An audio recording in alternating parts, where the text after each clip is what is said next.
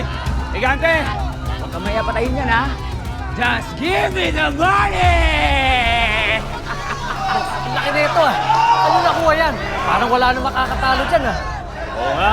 Pwede na kayong balikan. Boss naman, masyado kang mapagbiro. Sigurado ka ba sa ginagawa mo, ha? Para lang sa pera, pinipili mo makasakit ng iba? Ang dami mong sinasabi. Tapusin na natin to! Yeah! Yeah!